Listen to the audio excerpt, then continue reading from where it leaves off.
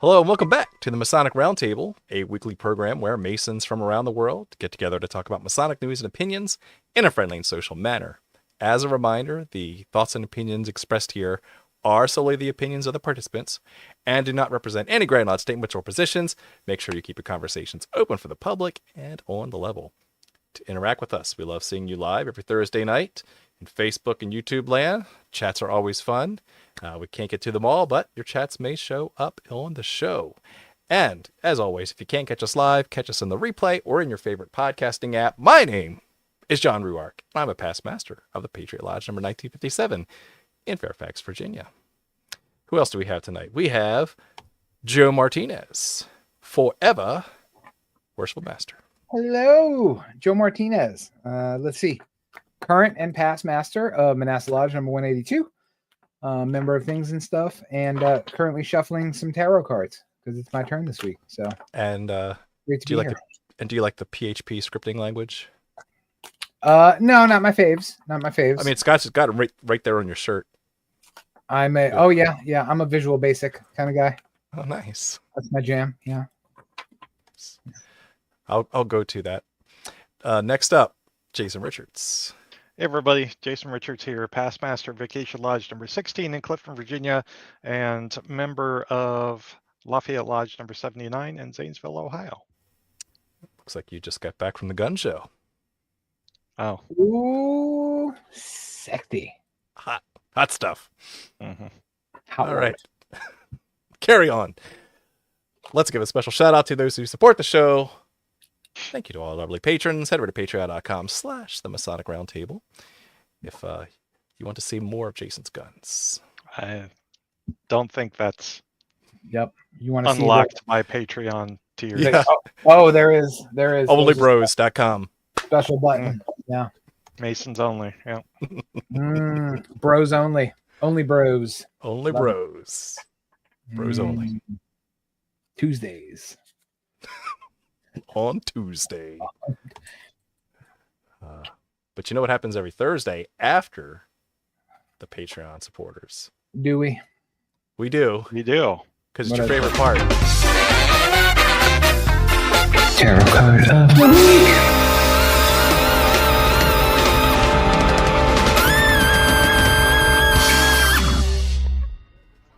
L'chaim. L'chaim. Yes, Mike indeed. says, yeah, that way. I'm there. Yes. Hi, tarot card of the week. All right, I guess it's me. So yeah, we're gonna do one of my favorite decks because I'm a big nerd. If you haven't noticed, we're gonna do Since when? Since yesterday. Okay. Yep. Just went on a mad tear. Got my tax return. Boom. All this magic. We're gonna do the DC tarot deck, which is much fun. So I've been shuffling for a minute because this will be a spicy topic tonight. So I wanted to see if we would get a spicy tarot card, and we get. Your face is spicy. Who's that? Oh, the Hanged Man. The Hanged Man. Interesting. Forcing a change of perspective. Ooh, are we? Are we though? Perhaps. Surrendering, letting go. Yeah, so even though I love these tarot cards, this makes me sad. Like when the backs, you know how you can tell if something's going to be, like they're Reversed. not, they're not. Yeah. Like I'm not a fan of that. Yes. So are you a reversals guy? Apparently.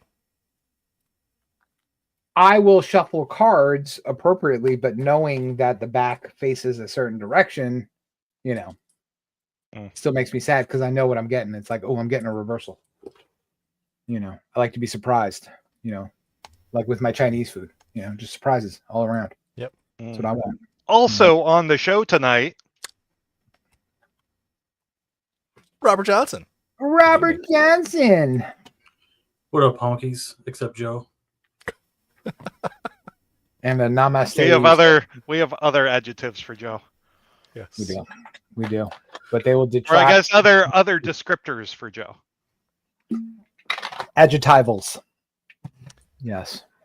Alrighty. All right. What's Good up? stuff, good stuff. What's up with Robert? He's got that's like the first. That's like the Jew. I'm the beard is throwing me off here. Yeah, we've got You know what? It's very businessman-y. You got like a 40s businessman thing going on. I'm a 40 businessman. Yeah, yeah. It's business time, baby. It's business time. It is business time. Yeah, I would do this. This is the move. Whenever I do this, my kids know what's up. What's your favorite dinosaur? Like, I want to send you my taxes. Like, that's the vibe I'm getting. Yeah, I'll take send your you my taxes. Yeah. No, like RJ looks like the guy who will embezzle money off of your taxes You betcha. and then like If you have to have push somebody the do your IRS audit to you. if you have somebody do your taxes, it just says to me, you don't pay attention to your money anyway. So I'm gonna whip my beak. You know. That's right. I'm doing you a favor. I take offense to that, and yeah. I have to. Oh well, you know, we're live. That's okay. Yeah. Next All right. week we'll talk about taxes, but this week, John, what are we This talking week, let's talk about meeting Where'd upon Robert the go? level. The tax man got him. Yeah. Tonight, we're going to talk about meeting upon the level, question mark. about? Right. Mhm. So, with all of the symbols and instruments of Freemasonry, one of the most profound is the level, how we are taught to use of it. And so tonight we'll dive into some of the symbology of the level, what it means to us, and is it even possible to meet everyone upon the level and do good unto all? Let's find out. All right, so Do good until to all, but more especially. Right. Yes, I love that. Yeah. Yes. Everyone's equal. Some are just more equal than others. Yes. More equal. That's right. That's the Animal Farm quote. That's right. Good high school memories. I there. am the most equal. That's why you have to call me illustrious. So, Jason, why do Freemasons love the level? Because there are so many of them. That is true. I definitely think of you every time. I don't know if you came up with that or not, but I'm giving you exclusive trademark rights for that phrase. Okay. I appreciate it. Good stuff. All right, so the level. For those who don't know, why do the Freemasons care about the symbolic use of the level? Anyone? Jump in. The Freemasons tool. I think one of the greatest examples is this often told anecdote about a past United States president attending his lodge where his gardener was the master. That Truman? I believe it was Truman. Yeah, the story goes that he somehow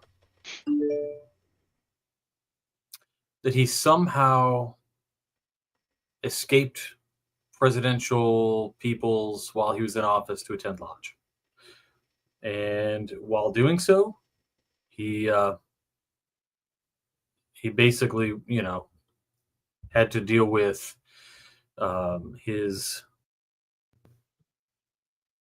going to lodge and then, having somebody who he employed, arguably, with a day job, like a blue collar job, he had to report to that person and to respect that person. So essentially, like, this anecdote is showing us that Masons believe that it doesn't matter who you are in the outside world. When you come into the lodge, everybody's on the same level. Also, Yeah. the only U.S. president to ever drop a nuke was a Freemason. Coincidence? So there's that. Yeah. Well, he wanted So to far, level people. He wanted. Yes. Oh. Oh my god, that is probably we need Masonic stickers that say that. That is hilarious. And I know a guy who knows a guy man, who makes What is? stickers and buttons. Yeah, it's good stuff. Well, anyway, so that's kind of the gist of it, right? Like, Mhm. But also, I think it extends beyond the fraternity. Like it's exemplified next within the question. fraternity, Yeah. and yet we are supposed to be reminded on a regular basis that all men are equal, and the royal men, right? Like mankind. Yes, mankind. Well, I mean, that's interesting, and I don't know where we were going to start this conversation tonight, but I mean, like, look at our ritual. It was written or put together or composed or thought about, the 17th century, probably, right, is when we start to get our inklings of it. Then we get into the 18th century, and you already know off the bat. I mean, and this is not a disparaging comment, but many of our founding fathers who were Freemasons took that equality thing and were very particular about it, right? Like we didn't have African Americans joining lodge during the Revolutionary War and before that and stuff like that. Started a whole other branch of Masonry, which exists and thrives to this day, So, this concept of equality, I think, needs to be spoken about in the context of the world at large, right? Because we are representatives of society as a whole, right? And I think that's where we start to get into issues on the concept of equality, right? Because positive and negative, right? We place our modern sensibilities on less modern times and vice versa, you know? That's an excellent point, right? Context matters. To that point, right? Like when we consider historical context and this idea, it is, I think it's upsetting to the modern Mason that the fraternity still, in many, many ways, operates as like we made these rules. We've got this ritual. We tell people to act this way, and yet, in large, they don't. So, like, how could we have preached something like equality and yet still have been unable to recognize our own reasons for, say, not admitting African Americans in the beginning? You know what I mean? Like, unable or unwilling, right? And it's unwilling, right? Like, because whatever the bias is, and everybody could say it's a sign of the times or whatever, but that doesn't matter. Like, or even women today for mainstream Masonry, right? Yeah. No, I think you said something. Sorry, I cut you off, man. No. You said something really poignant, and I think this is where people try to escape that logic. Is we say, we talk about the level in our ritual, and it's part of our symbols, and it's really, really important, and we talk about it in this degree or expound on it in this lecture. But then when we get into telling people why that's important and what it means, we talk about this idyllic or ideal version, right? Of this is what it means in an ideal world to meet on the level. It's like, well, is it really ideal, or is what our ritual and our lessons are actually telling us to do? Yeah. So I'm glad you brought that up, right? Because with our ritual, we have charges, which are strongly worded suggestions, for lack of a better term. More like guidelines. We have things that we teach as moral instruction through our 3 degrees in the Blue Lodge. And yet, are they goals? Are they expectations? Are they requirements of each man? Are they landmarks? Are they landmarks? Are they guidelines that, if broken, you can lose your access to becoming a Mason, right? Because that's what we're saying with this. Once you go through these 3 degrees, you have an expectation to have a certain quality of character. And then, as we've talked about before, the term unmasonic is a wide open gap that's left to interpretation in every jurisdiction. So, and the Grand Master is usually the arbiter of what that means in a very fair system we've got there, right? Yeah. So a couple of things that I think have to play into this, because this is all context. is number one, unmasonic anything is super subjective and is usually Yep. based on the morality of the person, so giving that, you know, moniker to whoever. So if I say Joe's being unmasonic, well, man, unmasonic to me is more like you are violating some portion of what the ritual The is code. telling us to do, Yeah, or even exactly. like whether it's the charge or whatever. Like if I had a brother Mason who is a single Mason and he was out there and he just decided that he's somebody who's, let's say, polyamorous. Now, to some folks, that might seem immoral. And some folks Right. might call that unmasonic conduct. I certainly wouldn't, because that's like, I'm not going to hold my moralities on somebody. And consent is the thing, right? That's right. And so when we think about being on the level and respecting viewpoints and things, we have to we do have to like look inward at our own personal like views on morality and these kinds of things before we decide whether or not I want to treat this brother, or whether he deserves to be treated on the level or not. Because I think we've got a wide enough spectrum in Masonry to know that, yeah, there are brothers of this fraternity that I don't think should be members. I just don't think that they act on the level in that way.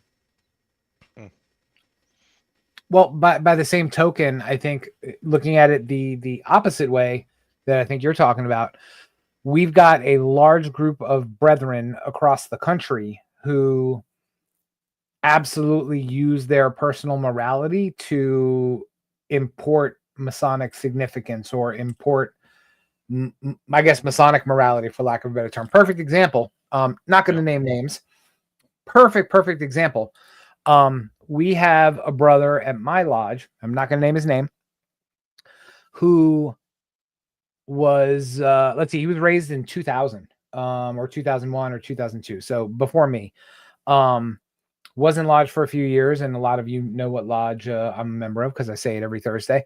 But he stopped coming to lodge in 2008 and hadn't been back since, until this year, because they had a family event. Like, it was like a picnic or something. It was something with family members. And he brought his fiance, and his fiance was pregnant. And during this family picnic, a bunch of the past master squad went up to him and told him that it was inappropriate and unmasonic for him to bring an unwed pregnant woman to the family picnic.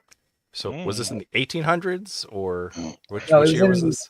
2008. The 2008. millennia. Okay. Yes. Okay. Interesting. So yeah, so that brother took in that guidance and said, cool, I'm never coming back here again. Now, thankful for us, I mean, what is it? 2008, 17 years. So for 17 years, this bro did no Masonry. I think drove by or saw us on Facebook or something. It was like, wow, the lodge looks a little different. So, and he walked in a couple of months ago, and he's been super active ever since. But when he told us that story, I was like, you got to be kidding me. I'm like, you left Masonry for 17 years because a bunch of brothers came and imposed their morality on you. I'm like, how equal is that? You know? That's definitely not on the level. Was that unmasonic for them to say that? See, this is a great point, actually, because one could say that if they believed that they were acting in the best interest, that they were coming to whisper counsel into a brother's ear. However, if that brother was so affected by that particular happening Like, I would have hoped that brother would have been like, I got to talk to somebody else in the fraternity about this because that really bothered me, and in the perfect world, um, this would have gotten handled. Maybe everybody goes into the secretary's office and talks it out. I know a lot. Well, I think in Illinois, I don't know if I have to refresh my memory, but there's a committee. I think it has to be a standing committee in every lodge. We have to have a committee on grievances. So, like, that's kind of what I would use that for. But again, man, like, how crazy and what a kind of slap in the face. Well, I mean, our ritual does clearly point out that, sex outside of marriage is forbidden and a Masonic offense, right? It's very clearly in our degree system. I don't think it is. remember Oh, that. no, it's not. Oh, wait, that's correct. It is not. Yeah. And I think that gets us to I think one of the bigger pervasive problems in American Masonry, American Mailcraft Masonry at least, is the insertion of sectarian religious morality and dogma associated with it into Freemasonry. And it's hard because Masonry, is purported to be a system of morality. And I think brothers, which I think you bring up a fascinating point Mhm. that I hadn't really made the connection before. So again, we would certainly argue that Freemasonry is a system of morality. However, in the degree system, it doesn't cover all these edge cases, right? It has very specific things that they want its members to be moral about. Right. And then it leaves everything else to your own discretion, right? To include the nature of your relationship with the divine, right? Exactly. Yeah. And so while we are a morality school, for lack of a better term, it is very discreet and very limited in what we actually impose upon our membership. And then we fill in the gaps with our own biases and our own priors. Well, that's the rub, right? And I think that's what we're all kind of hinting at, is that we can all agree that Freemasonry is meant to be a progressive moral science, right? That's, and I use progressive loosely, right? Because that ebbs and flows with the times and the people and who's in charge, right? But I mean, again, I think it's getting back to the level part. Is it the way we're supposed to comport ourselves today, or is it a tool to teach us something to strive towards, right? Mm-hmm. Which one is it? Is it, okay, Robert, he's a master mason now, his expectation is he treats everybody on the level? Or is it Robert's now knows what the tool means and knows what the symbol means and knows what the allegory behind it is, and we expect Robert to get a little bit better at that every day? It reminds me of a Masonic joke that I learned early into my probably first year of Masonry, where a guy shows up to lodge after 20 years after being initiated as an EA, and they're like, "Hey, we thought we lost you. Like, you haven't been back in a while." He says, "Yeah, it took me that long to subdue my passions." Right? So he thought that was the step, that you had to get all the way through that before you could proceed. But no, we pushed through guys in 1-day classes, right? Instantly, one whole day. Master Mason, you've got it all. You've got the mysteries to the universe unlocked. And a bunch of appendant bodies in the same weekend, right? Why not? Join them all. I mean, got to catch them all. So yeah, to your point, it doesn't require mastery of those moral lessons. Yeah. It just says, hey, that's what we're aiming for. Good luck. Yeah. Here's a shrine petition. And also, oh, John, that's good. I like that part. So, like, Masonry is about best effort. Best effort. Morality. And when we talk about morality, like, I feel like when we throw around that word today, it's taken on the meaning of, we use the words that are, come from the 1700s, but we're assigning today's meaning to the word. And so even if we look at morality in the 1700s, just like the etymology dictionary or whatever you want to use, but like it just is virtuous conduct is what it says, or thought, or it can relate to a doctrine or system of ethical duties and just goodness. So, I mean, like that is so much more broad and uh, in alignment with the progressive ideologies of the institution.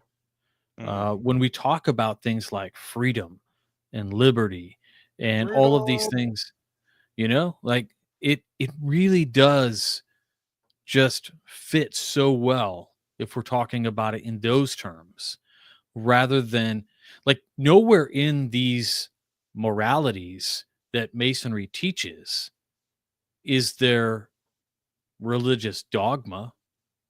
Like you have to travel into other branches of Masonry to make those connections.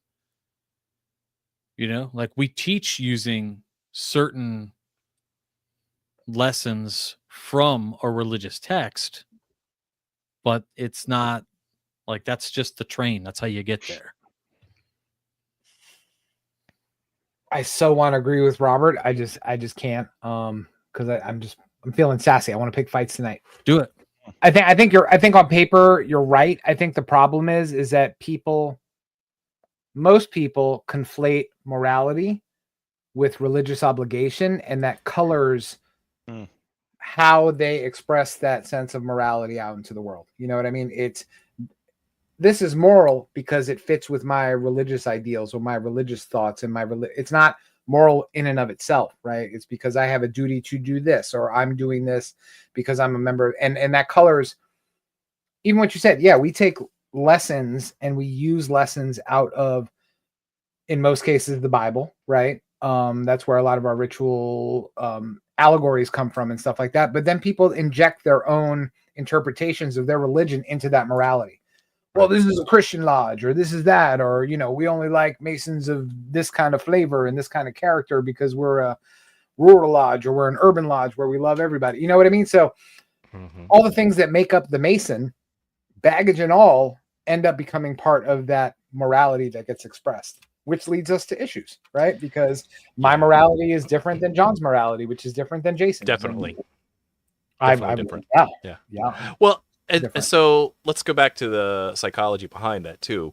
Again, we teach symbols, and we leave a lot of the symbol interpretation up to the individual by design, and also human nature. Like we look for heuristics, meaning we look for patterns that are based on our prior experiences, right? Because otherwise, if otherwise a brother might come in the lodge and say, "Oh, charity just means giving," right?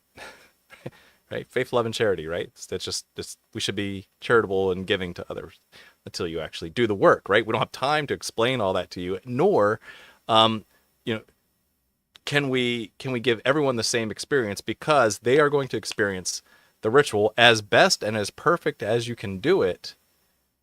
Every individual is going to experience it differently. They're going to hear words that cue a memory. It's very much like Slumdog Millionaire. Did you guys remember that movie? Mm-hmm. Oh, I need to go back and watch that movie again, right? Where this guy wins the who wants to be a millionaire game show because every question relates back to some traumatic event in his childhood, and so that's the thing. Back to your point of like, we can't teach absolute moralism, right? Because there really is no such thing, especially as, like you said, Masonry is progressive science. Dare I say. We did do an episode a while back on relative, absolute or relative moralism.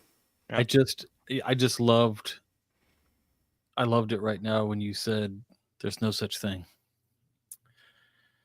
Made my heart flutter. For Freemasonry.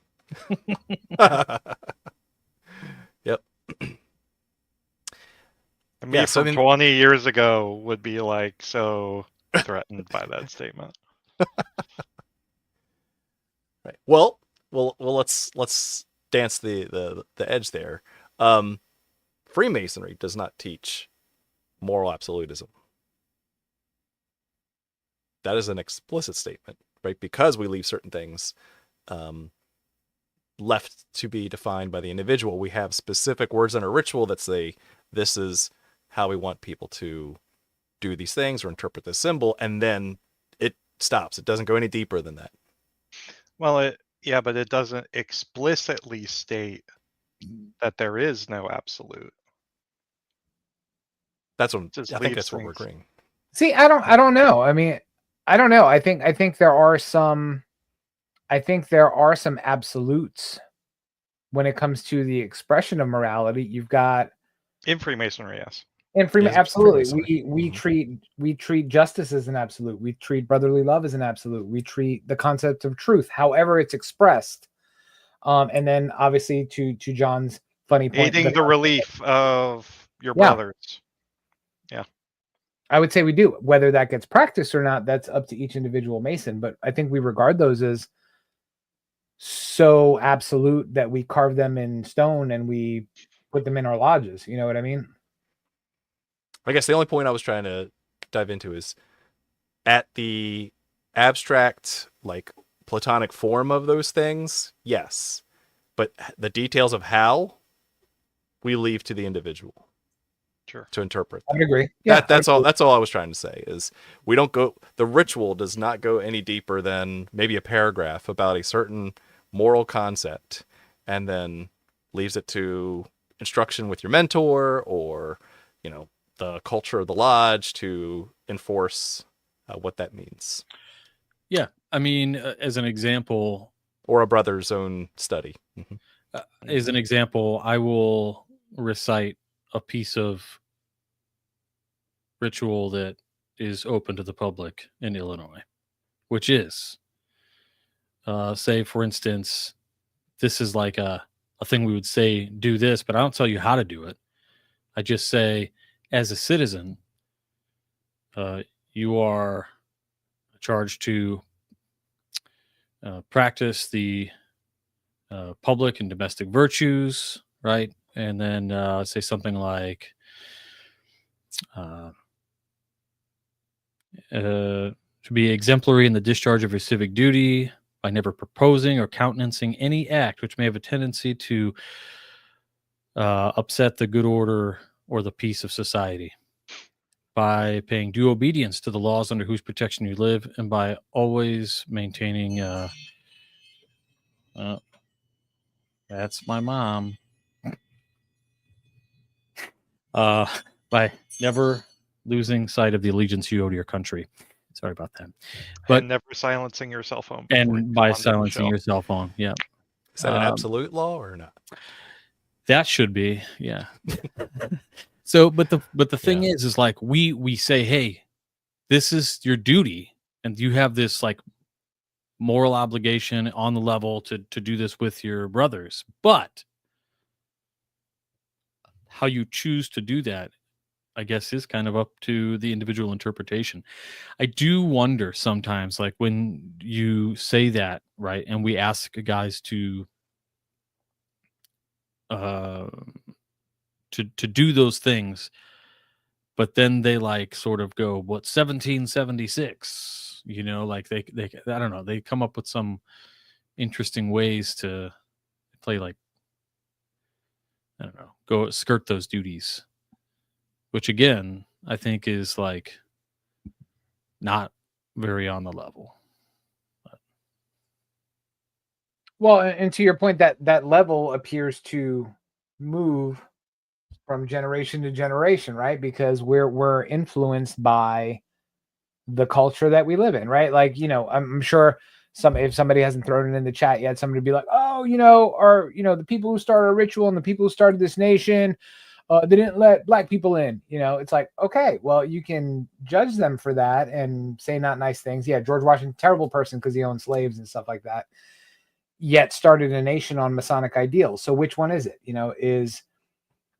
Is he living his concept of morality and living it as a Freemason, or is he living your concept of morality in the way that you interpret it? And then remove the generational part, right? Because we see that in lodge. We sit in lodge. Most of us sit in lodges, in multi-generational lodges. We've got dudes that are 25 and we've got dudes that are 85. So they all bring 60 years worth of differences of opinions into what is moral and what is not, all into one room.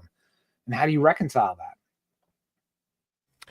Yeah. So that leads to kind of the follow-on question I had. Okay, let's assume noble intent. Let's assume that every brother goes into lodge with the full expectation to treat, if no one else, the brothers within the lodge room exactly the same, right? Is that possible?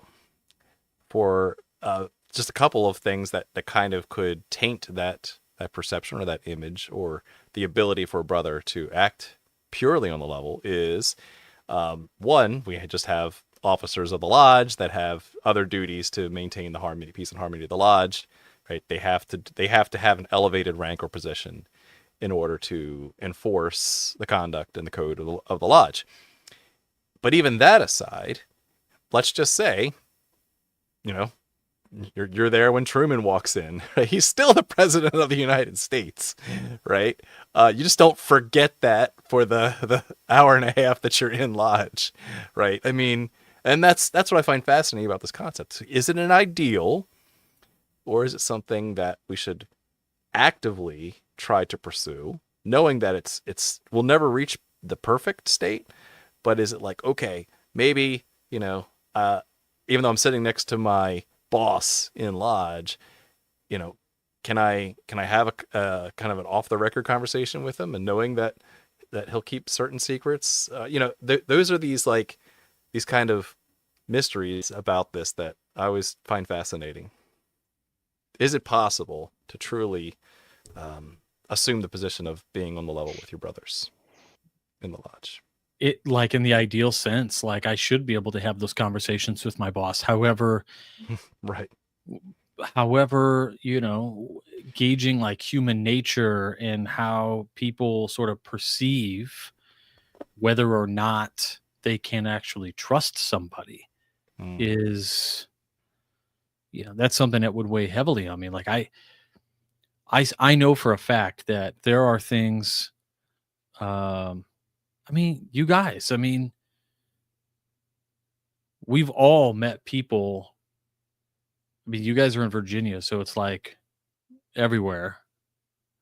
But you all know people, you're like, oh, what do you do for a living? And they're just like, stuff. Right? Because it's like, the well, government. okay, like what kind of stuff? Yeah, exactly. Like, even in lodge, you things. They won't, they can't talk about it. Right? So to an extent, it's like, yeah, it exists. But that's super G20 classified. G14 classified. Yes. Nice. Well, I think you brought up something before when we started to get to, I think where you were going was this concept of equality, yet we all have titles and honorifics and things like that, right? And that's an interesting one, because I think people bring their own personal crap into the conversation when it does come up, right? Like we're given titles and we hold positions and we are given honorifics and stuff, and I think that people conflate that with, or mix in with it, the whole, well, we're supposed to meet on the level, but he's more important than me, or he is a higher rank than I, and stuff. So it's like this functional versus like essential equality type of thing. It's like we're on the level except for when he tells me shut up and sit down, right? That's why I did something in this particular episode that I thought would be really counterintuitive to the topic, which was list that I'm a past district deputy grand master and a fellow of the Illinois Lodge of Research. I'm 2 levels over everybody. I'm just saying, right? Like, we're counting now. Okay. Yeah. So this is what I mean. Like, and then there's always that, it's such a romantic idea, but at the same time, doesn't it feel sort of patronizing when like the Grand Master visits your lodge and he's like, it's just brother. And you're like, yeah, except when I forget to knock 3 times and you pull my charter. Like, or when the Grand Master's administrative assistant sends out a communication to all Masons about how the Grand Master will be addressed. Yeah, which reminded me, How the Grand Master will not be addressed. which exactly reminded me of this Hey, bro. old past bastard article that the Grand Master finds new Masons are disillusioned with titles. So good. Lists all of the Grand Master's titles. Man, we don't talk about past bastard very much anymore, but there was a time that was on fire. But also the fraternity sort of, I think the past bastard was interesting. It kind of set the level again. It was a tool to set the level, it seemed like. When grand lodges and grand jurisdictions sort of like had these ridiculous things happening and they didn't think anybody was going to say anything about it, all of a sudden here comes the past bastard just ripping on on an entire jurisdiction. So resetting the level. Good stuff. No, but I mean, it's funny, but it's sadly true, right? We all know people who they lose that balance when it comes to treating their brothers equals and holding a position for a short amount of time or for way too long or way longer than they should, right? Because then people with titles, they become sources of ego or status seeking, right? And that really spits in the face of the equality that we teach, right? And then you also have things like Masons will get treated with deference because of their position as opposed to the character of their being or who they are as a person or as a Mason, right? Which can set us up for failure, right? Like let's say, no jurisdiction in particular, you've got a Grand Master who's a bad dude. He's just not a good dude, right? He does bad things, makes bad decisions, says things publicly that are just awful.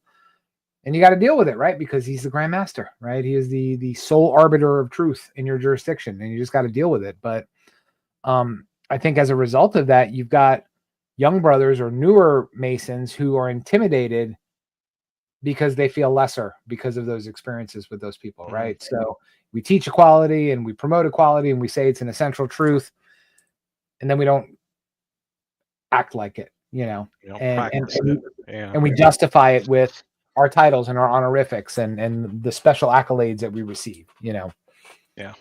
I seem to remember, your example of how the Grand Master will be addressed. So that is like a sort of, at least a more acceptable, and I guess I would call it a more professional approach to, greeting an official person and this, that, and showing some respect. There is, on the other hand, I've experienced like those closed door conversations, which I've witnessed, brothers just ripping on somebody else because, there's an argument and they're like, well, I'm a 33rd degree and that's why I'm telling you, that's what's going to go and that's what's going to happen. Oh, snap. Like, I've heard conversations like that. And it was like, man, it turned me off of this particular one organization for a number of years, not unlike, Joe's situation. It wasn't 17 years. It was like 5 or 6 years, but it was like, things had to change around in that instance. And really what I saw, that past bastard article that, we kind of joke about, right? All these titles and things, disillusionment is that, the same guys that I went through my Scottish Rite reunion with are now basically running the Scottish Rite, right? Because it's been that number of years, and I didn't. And I only recently got in line to be an officer because those guys that I went through with are now running the Scottish Rite. Guys that really don't care about the titles. They're like, yeah, it's cool. We'll play the game. And, people nominate you for these things, these titles and things, but it's not what they're after. You know what I mean? They're not looking to if you're a nobody out in the world, you come into Masonry and it's all you got, these title chasers. There was a wonderful, wonderful guy who was a music producer. His name was Ralph, and he was a member of my AMD chapter. And one day, while he and a couple other past masters were giving me my sovereign past master degree over a breakfast, Ralph said, guys who are always looking for titles in masonry never made it in business. And that was his take on it. And he was just so disillusioned by these guys who were always about titles and had to make sure you got their title right. How do we address you? Like, it's just bro John, brother Jason, brother Joe, brother Robert, and then occasionally you get those guys who are like, no, but really, like, what is it officially? Because we got the Grand Master coming. So, and you're like, yeah, whatever. But it's just so bizarre. And I think today's Mason really kind of doesn't care about those titles, other than to say they might view getting those titles as a tool to balance the fraternity again. Yeah, it still like skeezes me out when people like address me as worshipful. I'm like, why?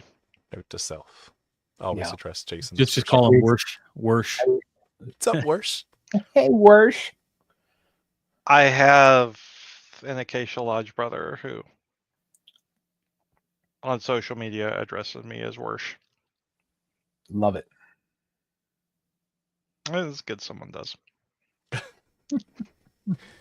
All right, so I'm going to turn the table around a bit and say, okay, let's assume that we can aspire to reach that place where we treat everyone on a level. Let's go ahead and even extend it outside of the lodge room, as we're instructed to do. Every human being, right? We would treat on the level. How would that change your personal behavior or the behavior of those around you? Well, I mean, I like to say, I'm not prejudiced. I hate all people equally. That's that real is on the level. That's a real Sam Kinison point of view there. I'm joking. But yeah, there's equality for you right there. Well, I mean, I think in terms of equality, outside the lodge, and we saved this for the last part of the show, apparently, but it is probably the largest and most important part of this podcast. I think is there's been a couple people in the chat who've kind of mentioned little things around this, and it's kind of, for me, an elephant in the room is with everything that's going on in the United States today. We're talking about equality and the riots that are happening in Los Angeles. You call them riots, but they're protests. Yeah, peaceful protests. For the most part, there are always a few bad apples that do some bad things, like happens anywhere. But also, what's happening is essentially a fight for, some equality there. And I think where Masonry, people would go, we like to say all these things. I think, I talked about, government oversight or whatever. And then, Mike Hambrick mentioned the brothers of Green Dragon Lodge might not have felt that way, right? This whole 1776 argument. And it's like, okay, we got a bunch of Freemasons who saw bad things happening and decided to maybe assist a little bit and assist in a revolution of sorts. Where are Freemasons today in relation to their ability to fight for the level in the public sphere? What are we doing today? What can we do is probably a better question. Because by and large, I think that the viewpoint of, I would say, most Masons at some sort of a grand level, I think due to various reasons, both either political or, public relations, really want us to steer clear of anything political, right? And it just happens to be that humanitarianism has become political. So it's really put, I think, all Freemasons in a very difficult position to fight, to be using the level. And it just feels unfortunate. Like I feel like, we're stuck between a rock and a hard place in points. Well, yeah, and I think that's a excellent point you made. And it hit me right in the feels in my tiny little heart. But no, I think the Did it problem grow 3 is sizes that day? it did.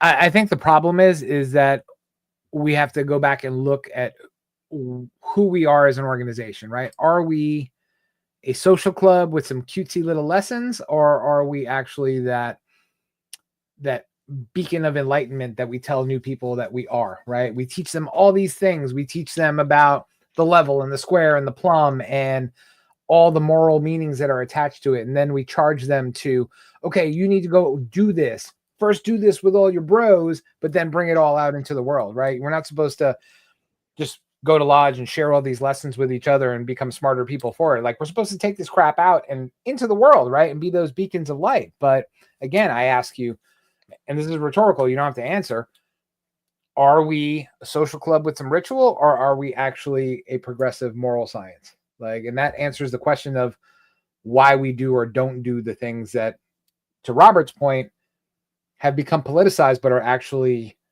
very human things that we need to focus on in the world to make it less crappier than it was yesterday.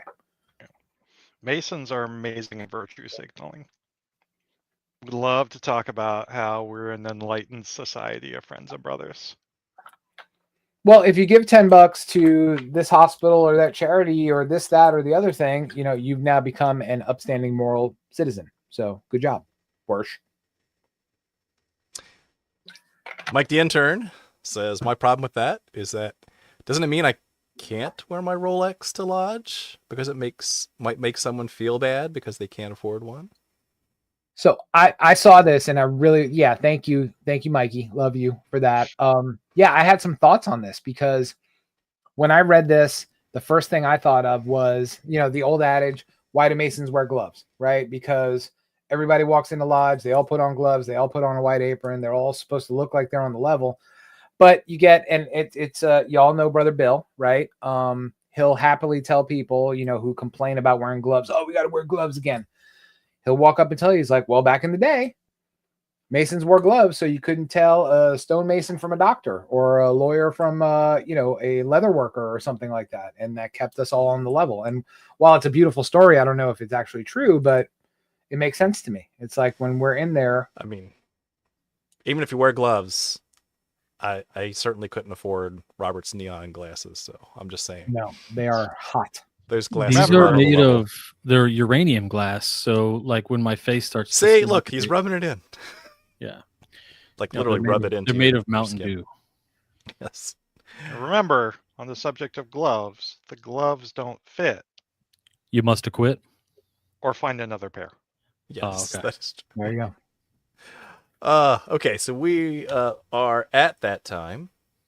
And so we're down to the final question of the week, which is, if your specific lodge brothers all instantly met on the level tomorrow, what would be the first change you would see happen at your lodge? All right. Magic wand happens. And I know you're thinking of that one guy who doesn't necessarily treat everybody on the level, but all of a sudden, just your lodge brothers have the capacity to start meeting each other on the level. What is the first thing that you would see differently? Go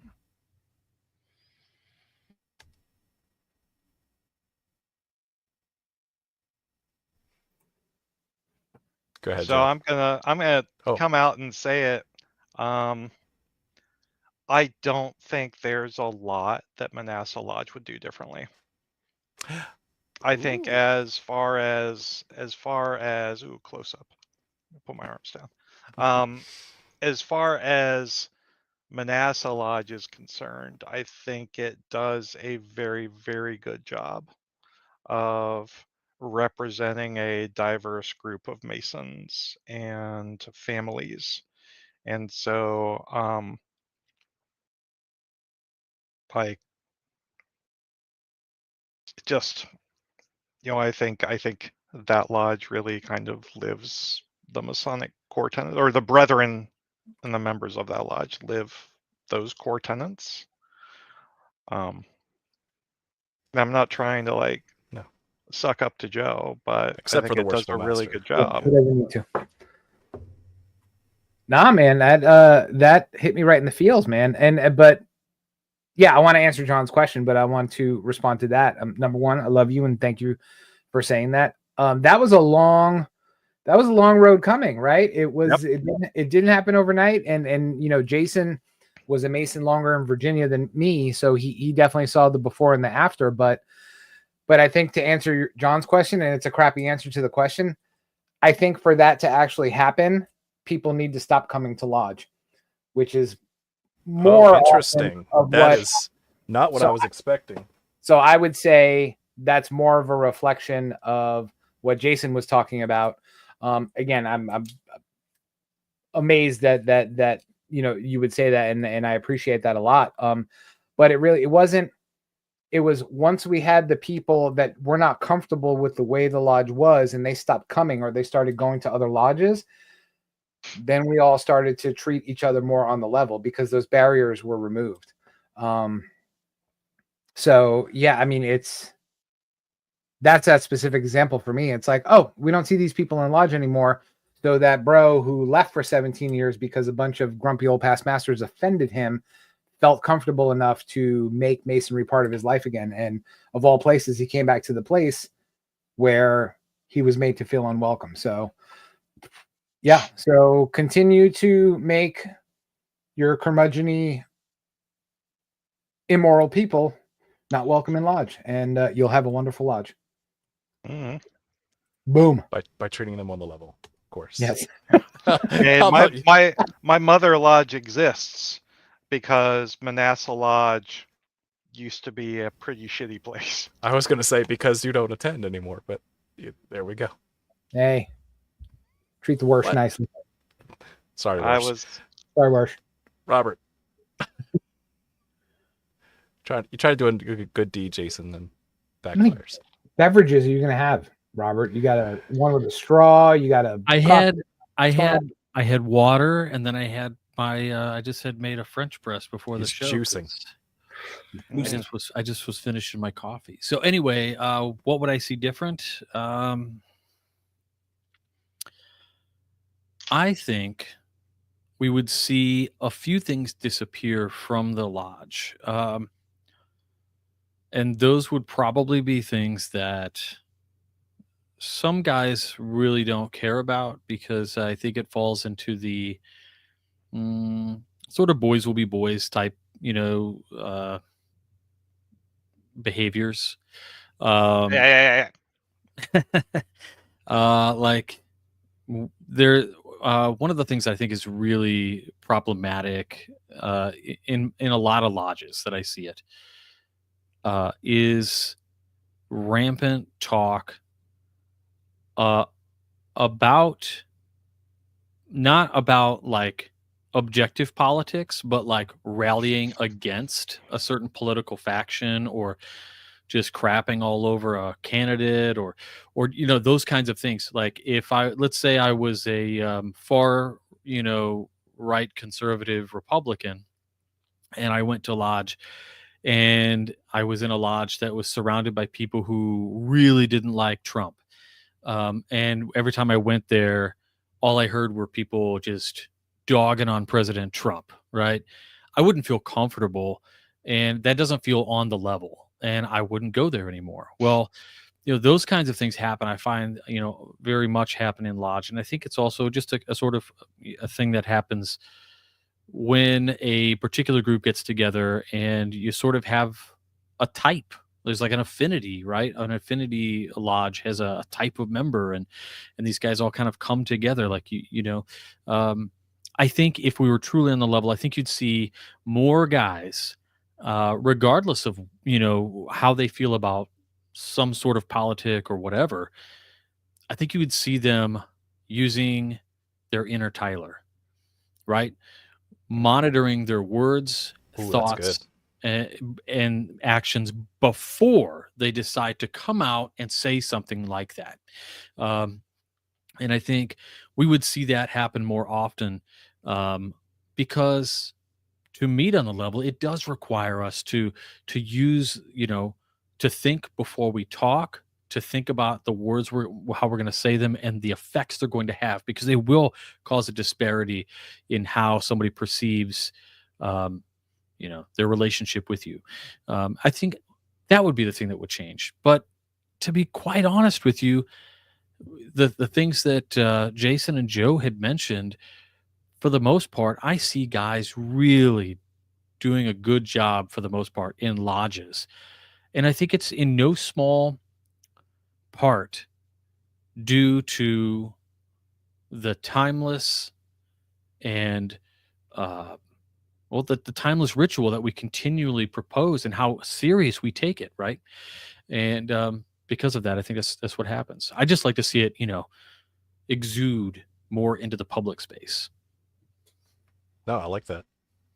Very cool. And of course, huge caveat, right? We love our lodges because we have good lodge experiences where we have brothers who get it, and like was said, that didn't happen overnight, right? But we do know there are other people with different lodge experiences that do have brothers at different levels that are certainly creating some angst in the lodge experience. So yeah, great points, guys. The only thing I would add that's kind of interesting, I always try to think of like magic wand. What do you look around? What do you see different? Because those are like the observable behaviors that you would probably see differently. And so to me, I was thinking, what's visual? Well, I would probably see more uniformity, right? That some jurisdictions require all officers to be in tuxes and that kind of thing. So that would certainly be one indicator of equality from a uniform perspective. But also that would also mean the death of lapel pins, right? Because everyone has their favorite lapel pins and many of appended bodies, right? So those would be gone, right? We would no longer need lapel pin extenders, but that would be that would be one casualty in the pure equality movement. And then the other semi-controversial point here is that there would also be no longer an American flag in the lodge room, because we are not just Masons of one particular country. And I think visually you would see that would be something that's not needed in a lodge room who's purely meeting everyone on a level. Think about that. So for that, this is a fun episode. I want to thank you all very much for watching, and keep searching for more light. Have a good night.